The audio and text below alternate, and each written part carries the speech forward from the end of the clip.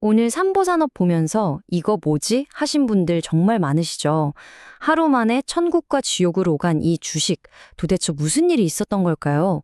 오늘 분석에서는 이 격동의 하루 뒤에 숨겨진 완전히 다른 두 가지 이야기를 파헤쳐 보겠습니다. 자, 이 일봉 차트 좀 보세요. 와, 위로 쭉 뻗었다가 길게 내려온 저 윗꼬리 보이시죠? 보통 차트 볼 때 이런 모형 나오면 하락 신호라고 하잖아요. 투자자 입장에서는 누가 고점에서 다 던지고 나갔나 하는 공포감이 확 들 수밖에 없는 모양입니다. 그래서 진짜 궁금한 게 이거잖아요. 이 엄청난 움직임이 정말 상승 랠리의 끝을 알리는 신호탄이었을까요? 아니면 반대로 더 크게 가기 위해서 개인 투자자들을 일부러 흔들어서 털어낸 걸까요? 자, 그럼 첫 번째 시나리오부터 한번 까보겠습니다. 이 모든 게 소위 말하는 큰 손들이 아주 치밀한 심리 게임일 수 있다는 거죠. 바로 이 숫자 4,549%. 와, 이게 뭐냐면요. 어제보다 거래량이 무려 45배가 넘게 터졌다는 거예요. 이건 뭐 평범한 상황이 절대 아니죠. 뭔가 거대한 자금이 들어왔다 나갔다는 아주 강력한 신호입니다. 그럼 도대체 무슨 일이 있었길래 이렇게 돈이 몰렸을까요? 바로 이 초대형 뉴스 때문입니다. 10조 원짜리 국책 사업 가덕도 신공항.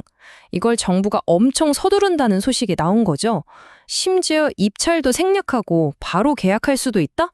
이건 뭐 사업의 속도를 어마어마하게 내겠다는 거잖아요.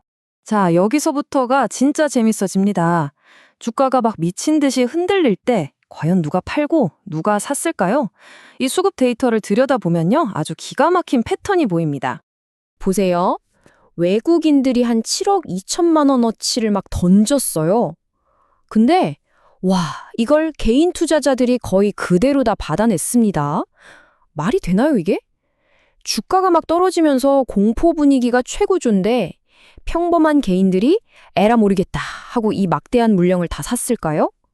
좀 이상하죠? 바로 여기서 첫 번째 시나리오의 핵심이 나옵니다. 시장에서 슈퍼 세력이라고 부르는, 그러니까 이름만 개인이지만 사실은 거대한 자본인 누군가가 일부러 공포 분위기를 만들어서 겁먹은 투자자들이 던지는 물량을 싹 다 받아먹었다는 분석이죠. 본격적으로 올리기 전에 매물을 한번 싹 정리하는 그런 그림이라는 겁니다. 자, 여기까지 들으면 세력들이 매집했구나 싶으시죠? 근데요, 이야기는 이게 다가 아닙니다. 완전히 다른 이야기가 하나 더 있어요. 이제부터는 이 회사의 진짜 모습을 한번 들여다보죠. 아마 많은 분들이 지금 딱 이 생각하실 거예요. 그래서 어떡하라고? 이런 상태를 결정장애라고 하죠. 기준이 없으니까 뭘 할 수가 없는 거예요. 기다려야 하나? 아니, 바꿀까? 이 생각에 늪에 빠져서 아무것도 못하게 되는 거죠. 근데 가만히 있는 게 더 위험해요. 사실 가장 큰 실패는요, 결정을 미루는 겁니다. 지금 여러분의 위치가 바로 그 갈림길이에요. 여기서 미래 방향이 완전히 갈립니다. 그럼 이 상황을 어떻게 빠져나갈까요? 대단한 예측? 필요 없어요. 우리에게 필요한 건 바로 정리입니다. 이 복잡한 생각들을 싹 정리해서 딱 실행할 수 있는 전략으로 만드는 거죠. 전략이 있으면 뭘 안 해도 되는지가 명확해져요. 그럼 집중하기가 훨씬 쉽죠. 고민을 끝내려면요, 명확한 기준점을 세우는 게 전부입니다. 만약 오르면? 반대로 빠지면? 이 두 가지 경우에 대한 계획이 모두 있어야 해요. 시나리오만 있으면 시장 변동은 더 이상 두려움이 아니에요. 그냥 계획의 일부가 되죠. 준비된 사람만 누릴 수 있는 특권이죠. 나중에는 없습니다. 지금이 중요해요. 이건 그냥 참고 자료가 아니에요. 지금 당장 여러분의 멘탈을 지켜줄 도구입니다. 확실히 기준을 알고 시장을 보는 사람은 태도부터가 다릅니다. 시장에 끌려다니지 마세요. 준비된 전략으로 먼저 대응하는 겁니다. 멘탈을 지키는 가장 쉬운 방법이 궁금하세요? 아주 간단합니다. 지금 화면에 보이는 번호로 좋아요 딱 3글자만 보내주세요. 자, 시장이 다시 움직일 때 여러분은 어떻게 하실 건가요? 두려움에 떨 건가요? 아니면 계획대로 움직일 건가요? 두 번째 이야기는요, 이런 단기적인 이슈가 아니라 이 삼보산업이라는 회사가 도대체 지난 50년 동안 뭘 해온 회사인지 그 본질에 대한 이야기입니다. 삼보산업이 그냥 가덕도 근처에 있는 회사가 아니에요. 이 회사는요, 버려진 고철 덩어리, 폐차에서 나온 알루미늄 스크랩 같은 걸 녹여서 현대차, 기아차에 들어가는 엔진이랑 변속기 핵심 부품으로 만들어내는 회사입니다. 한마디로 쓰레기를 보물로 만드는 연금술사 같은 기업인 거죠. 순환 경제의 완전 선두주자고요. 이 회사의 강점은 정말 명확합니다. 무려 벤세기 동안 이 한 우물만 봤고요. 현대 기아차라는 아주 안정적인 고객사가 있죠.